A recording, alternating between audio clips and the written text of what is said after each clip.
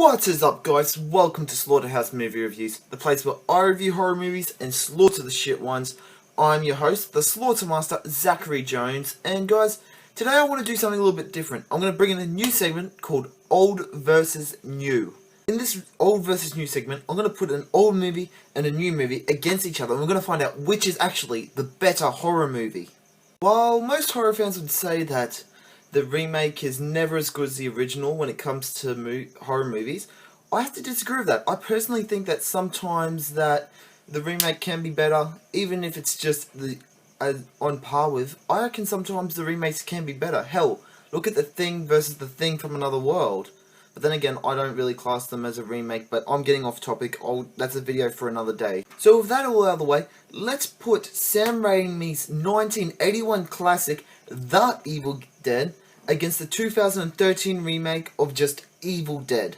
So I want to start this battle of horror by putting both of the movie stories against each other and finding out which has the strongest story. Now, while both movies do have plot similarities, one being the fact that they're both about a group of people going up to a cabin and being tormented by a demon, they also have differences in their plot.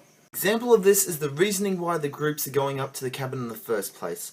In the first movie, the people going up to a cabin are a group of college students who are chilling out on spring break, while in the remake, it's actually a group of people who are trying to help their friend out who are going through detox. The whole detox thing, I like it. Well, I don't like people having to go through detox. I don't like them having to have narcotics addictions either, but at the same time, I reckon it's good because when the girl is freaking out, basically, I don't know what you guys are like with your friends, but if my friends are actually freaking out, if we went out camping, I'd think they're batshit crazy. But I would go with them. I would take them home. Because in my mind, I don't think I should have to keep someone there by themselves. But if someone's freaking out, yeah, you shouldn't just have to leave them there. But because she's suffering through detox, people can just some people can't handle detox, which I like. It actually gives reasoning why they're actually staying there in the first place. That being said, I do like the original more when it comes to the storyline. The story plays out in the original, it just works for a nice flowing narrative. While in the remake, it just doesn't make sense. An example of this is when the group gets to the house, they're like, oh, it's our grandmother's old house. I believe it's the grandmother's, it was a relative's old house.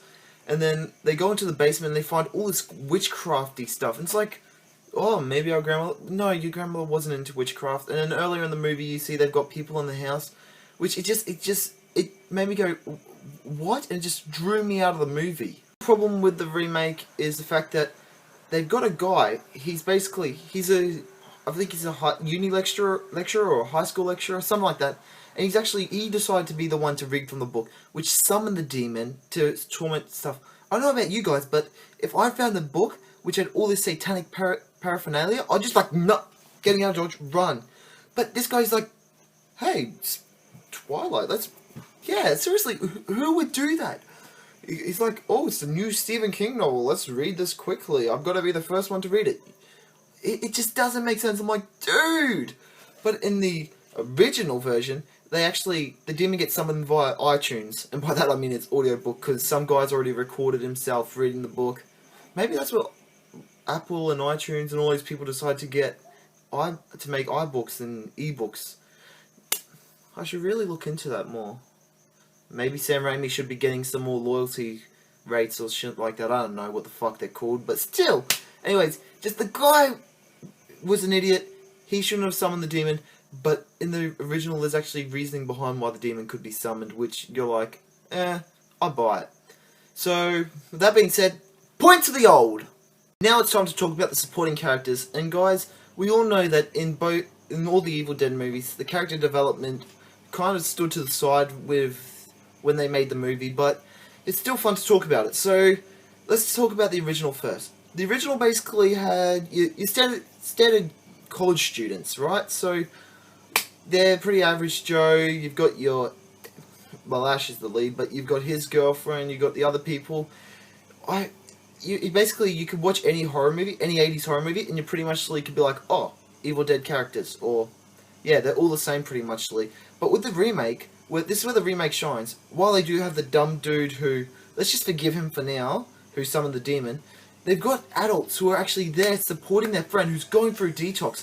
And it's also, you actually, when you're listening to them all freak out because they are adults, you'll actually be like, wow, this thing must be bad. While as college students, you're like, oh, they're college students, they'll freak out over anything. But the adults, you're actually like, wow, they're actually, I understand why they're getting scared. And also, it makes you feel for them more, seeing as they're nicer guys by helping out their friend who's having to go through this battle of detox, which I like, and it actually makes you care about people more when they're getting killed off. So, let's go point to the new. The biggest drawing factor to both movies is the gore, the blood, the special effects, and basically how it basically made both movies what it is.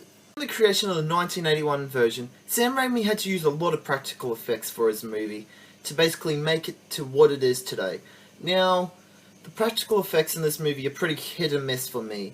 While some look really good and creative, others just look dodgy. Like, for example, the possession scenes and stuff like that, like when people are demonized, they just look silly. Like, it just basically looks like you went to a cosmetics shop and just put random makeup on someone, which I understand what they were going for, but it doesn't work for me. While on the other hand, we have the remake, and I loved their special effects. Body parts being ripped up, dismemberments, possessions, all these little bits of gore just made the remake amazing when it comes to the blood and the guts, guys. Now you're probably thinking, Zach, you can't really compare the two because of their age differences.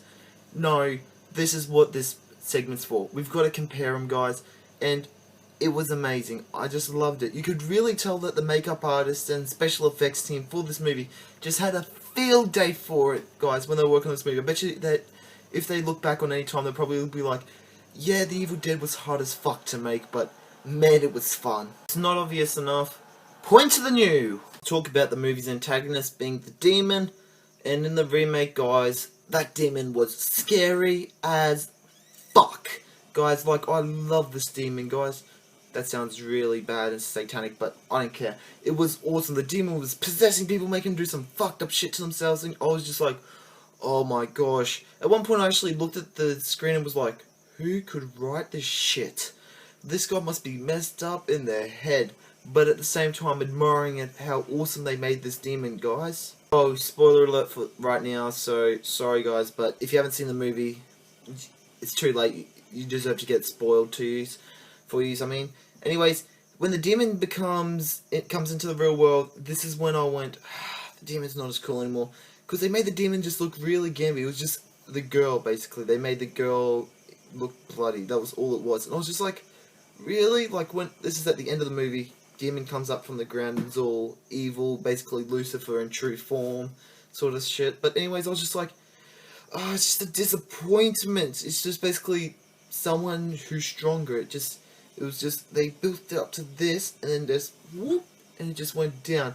Original movie, I've got to say, the demon had no flaws. Actually, it had one, and that was the look of the demon, but that's covered in the makeup section and the effects, so I can't really go into that. But the demon looked awesome, like, it acted awesome. It was creepy as hell with its whole na na na na na, we're gonna get you, that sort of thing.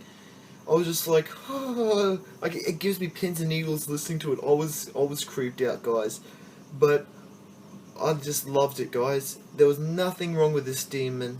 Fortunately, the biggest deciding factor for this movie was when the demon came out in real life, which it was the letdown, which basically cost the remake its points. So it's point to the old. It's time for the final point, and it's the deciding point. We're at a draw. 2 to the old, 2 to the new. Let's find out who wins this. It is time to talk about the heroes of this movie. That being the 1981's classics, Ash Williams in the red corner, and the remakes, Mia in the blue corner. Now, I bet you guys are all thinking, oh, it's a no-brainer, it's Ash Williams. He's had 3 movies to basically develop his character. No, I'm not counting Evil Dead 2 or Army of Darkness. We're just going off The Evil Dead. Now, Mia's not only a girl who's battling demons in the forest and in the cabin, but she's also a girl who's battling her own demons inside.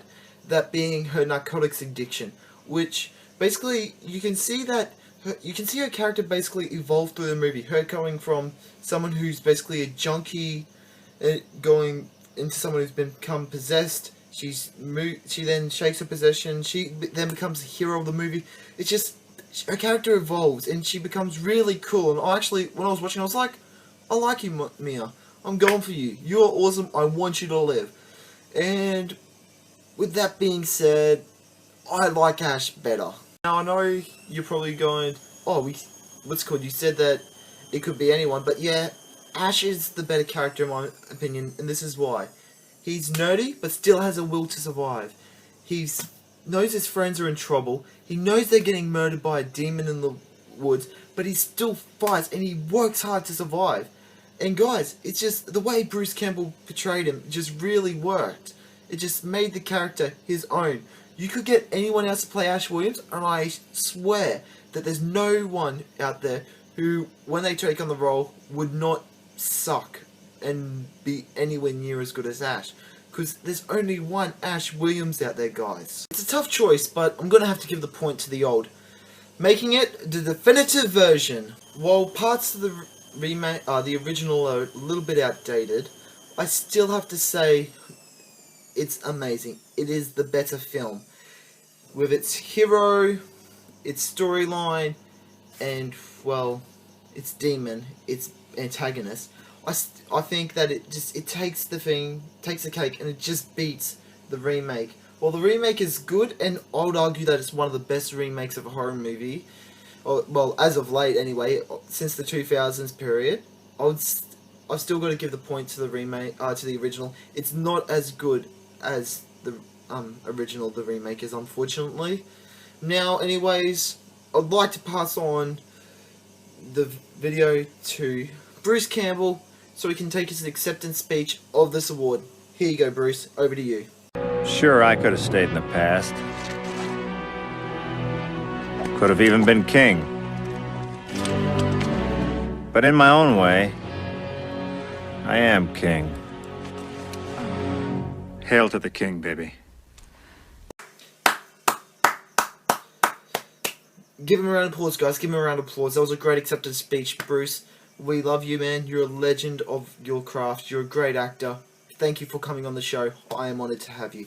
Anyways, guys, that is me for another week, guys. So, next time, until next time, thanks for watching, guys. I can't wait to see you next time. Click that subscribe button to see me. Until then, watch horror movies and have fun, guys. See you later.